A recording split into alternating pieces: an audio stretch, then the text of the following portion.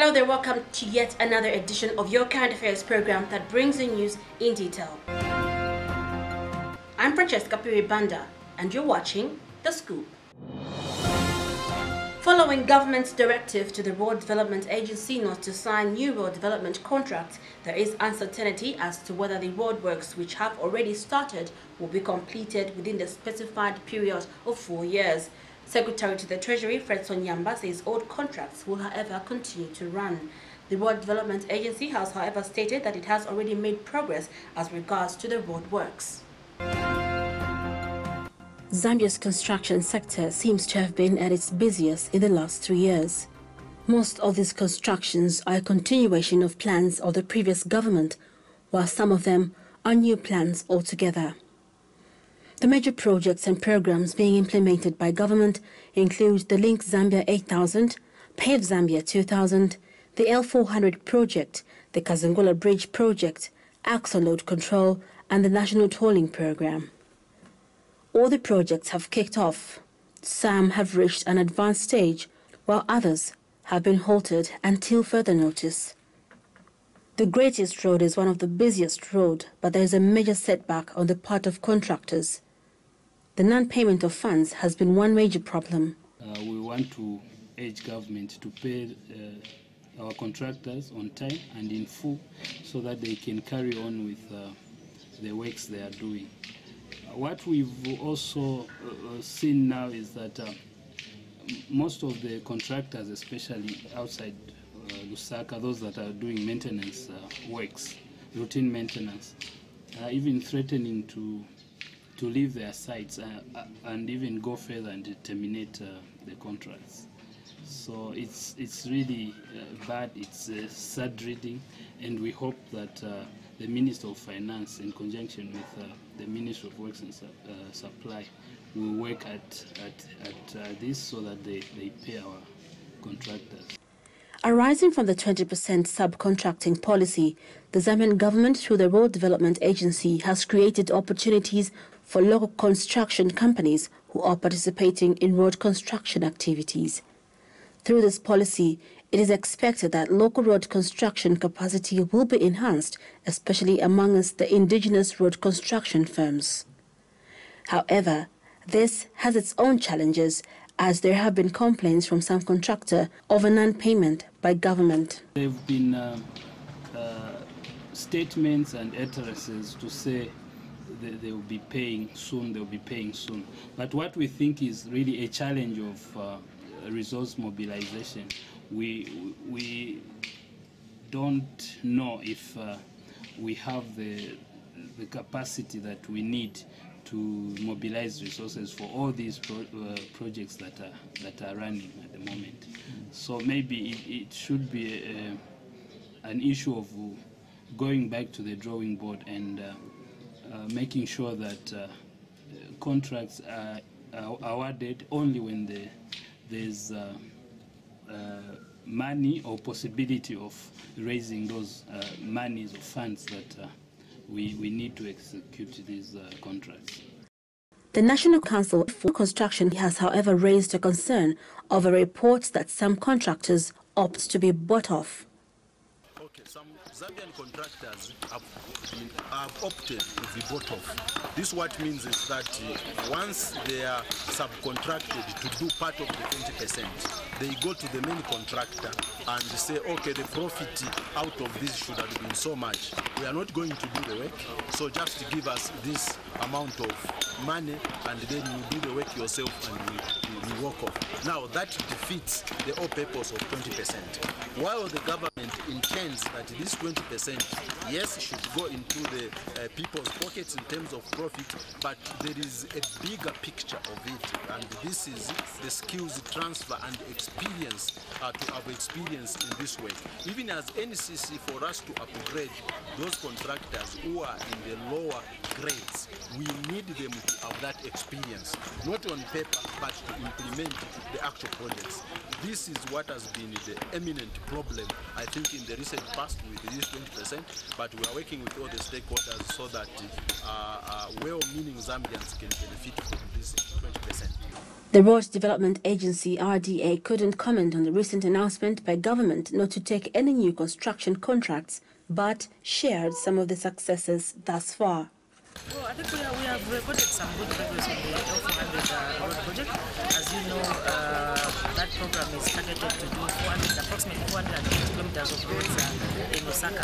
These are selected urban roads, and the scope of work involves rehabilitation of some of the existing roads, expansion of some of the existing roads from 2 lanes to 4 lanes, and then also construction of bus bays, provision of drainage structures, and also lighting. That is the scope of work under the L400. It's a 4-year road project, and the contractor AVIC is progressing very well. So far, we have done works on the Muvi road, as you know, from the Muvi junction there. That road has been widened to 4 lanes. I think we only have about a kilometer remaining before we can complete it, and that is because of the problems that we have there. But the larger section of that road has been completed. We've also done some roads in Chazanga Township. We've also done roads in Chawama Township. We've also done the roads, the main road that leads to Lilai Police Training School. That one has been successfully completed, and the quality of work is quite impressive. We are now working on Chilimbulu and Bama roads also, which are going to be widened. The RDA has also had its share of challenges in executing its duties. The number of challenges that we have faced in executing this particular project, and the major challenge is that you know that Lusaka is a built-up area. It's a built-up area. We have a lot of structures, houses, and services. For instance, power lines, water lines, telephone lines, and some of these services are sitting right in the alignment of the roads where these roads are supposed to pass. And therefore, sometimes we meet these challenges, and our contractor cannot proceed until these services have been relocated. So we've been speaking and engaging with the service providers, including Zambia, Lusaka Water, and ZESCO, and we are receiving a lot of cooperation. For instance, on Chilimbulu Road, ZESCO has relocated the power lines, and work has since resumed, and the contractor is working. So we hope that that will happen on all the other roads where we have such challenges. The other challenge also is from the road users themselves. You know that when we are constructing these roads, there are these inconveniences, and sometimes we have to close sections of the road to allow for works to progress. But you find that sometimes the road users want to ride and drive on the very sections of the road where we are doing some work. Sometimes we block them using rocks and logs, but sometimes we find that the road users will remove these things and they want to drive on the same road that we are working on and we are trying to protect. So those are some of the challenges, and I think our honest appeal is just to the road users, you know, to bear with us as these construction works are going on, and to use alternative routes so that we finish these roads in good time. The Patriotic Front government allocated a total of 4.94 billion to the road sector. The road rehabilitations, drainage works and paving Zambia is a 4-year project, and the RDA says it is on course. But will it beat the time, or will it have to extend? Indiscriminate dumping of garbage in Lusaka has become the order of the day. Lack of capacity by the Lusaka City Council to collect refuse has been a major problem for a very long time. However, some residents in Lusaka's Kawata site and service area have written to the authorities pledging to work with the local authorities. They are worried that if nothing is done, they will be surrounded by garbage. The pile of trash is only getting bigger and moving closer to the doorsteps of Kawata site and service residents. Torn plastic bags, broken glasses, and scraps of rotting food roast in the sun. The smell of the fly-swarmed mess is nauseating. The once vibrant Njanji rail line has been buried in the garbage. This garbage is not only an eyesore, but also poses a danger as some people burn it just next to the ZESCO pylons, which is on the national grid.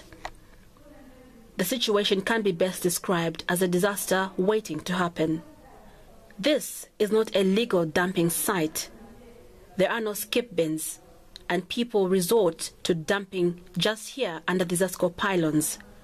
But this place has not always been without skip bins, as one of the residents, Lewis Walia, recollects.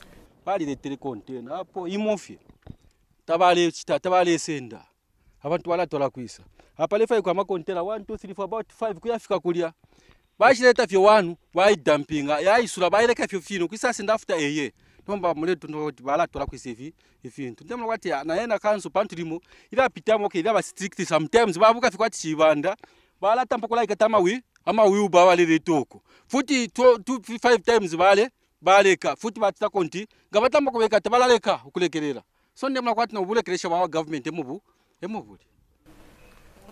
What puzzles the residents is that these brand new skip bins have been at the council offices for months while they dump garbage in an open and designated area. This thing came to being because of the people. This garbage comes all the way from Bama residential area, Chirumburu area, up to this place. The problem is those people that side, they don't have anywhere where they can put the garbage. So the only place they found is somewhere, the way you have seen here. This is in between Kabwat Site and Service and Kamana South. Okay. Yes. Because it's like the council, the way we've looked at the issues, you know, it's like they're very reluctant. They're not doing anything. So I want to show the council that this is their job. No? Look at the garbage. Oh, they were this stretch up to that side. There's a lot of garbage. Houseflies from here, they come from this place to our homes. That's where they eat from. Here they just come and bleed. Hygiene, one, the stench. Like my other colleagues have said, the breeding of mosquitoes, especially that we're approaching the rainy season. And it also, just the burning, you know, when they're burning something, the smoke comes into the houses, especially those that are very, very near to or closer to this dumping site, which has just been created. Okay. Well, I'll appeal to the council, because the council, this is the responsibility of the council to, one, sensitize the people, perhaps allocate them with some, or suggest some other measures, how people will dispose of the waste. Then two, there's also the environmental council, because this is just in between, you know, some households. Not forgetting ZESCO. I'm sure from your shots, this is under or just near the pylons of ZESCO, and that's the national grid. And there's the burning, which is equally weakening the, you know, the surface. Suppose this pylon, you know, falls, what will happen to the residents here? You as a resident yourself, where do you residents? Yeah, there is a positive response from the concerned residents, of which we came to the conclusion or resolution of just trying to start contributing some kind of money towards this. If at all the council mean to come, we have a meeting with them, then we can agree upon one thing. Even the ESCO too, if they can come, we have a meeting with them, we can possibly help them. You have seen people are digging here. One day one of the pylons will fall and millions of people will suffer for that. It means there is no security which has been granted to them. The residents have taken it upon themselves to write to the Lusaka City Council over the problem of waste in their area. But they say there has been no response from the local authorities. The council has been written to, but they haven't yet responded. So we are yet to get from them. We don't know. In your letter, what did you write to the council?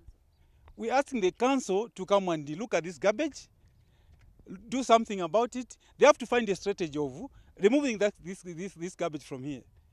Yeah, it's either one, they have to come and grade this area, they clear it, then bring those containers, those big containers, so that they put them at designated places.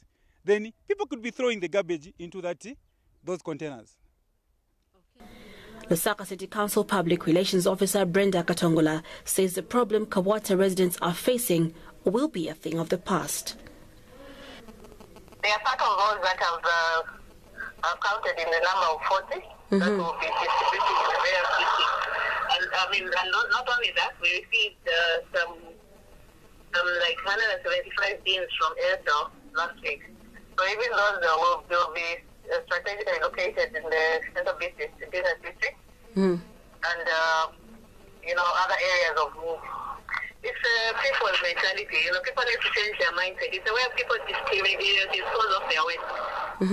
You know, people don't want to pay for the service. We will say that council has got a lot of challenges, you know, in maintenance of the trucks that collect the bins, and then we need to buy fuel to run those trucks. But people need to pay for the service because people just want things for free. There's nothing for free anymore in Zambia.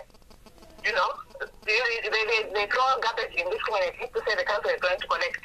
But the council also has got operational challenges, so people just need to pay. The issue of garbage problem in Lusaka requires the change of mindset among Lusaka residents.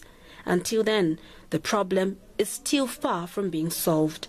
The people of Kabwata Saturn Service say they are ready to partner with the council in getting rid of this garbage, but they are disappointed that the local authority is not acting. The garbage, I would say, the residents have no alternative, and the garbage comes here because this has been created and there is no responsibility. Like our colleagues, they're writing to the council, writing to the ZESCO and all those. There hasn't been any responsibility, you know, or response to come and sort out this issue. If you've seen, there is also a heap of, you know, bottles of whatever liquor. This is coming from our nearby, you know, liquor shops or nightclubs. And this is just like, they've created a place where they could, you know, dump that, though not designated for that. Providing skip bins is not the only solution. In the past, garbage has not been collected on time, and residents end up opting for dumping the garbage indiscriminately. Although the council says the skip bins are part of the solution to this garbage problem, only time will tell, because consistency is also another issue. This week's proverb is from Cameroon, and it says, "You can only stop a bird from making a nest on your head, but you can't stop it from flying over your head." The proverb says you can only stop a bird from making a nest on your head, but you can't stop it from flying over your head. Well, that's it from all of us from the entire Scoop production team. Thank you so much for the pleasure of your company, and have a lovely week.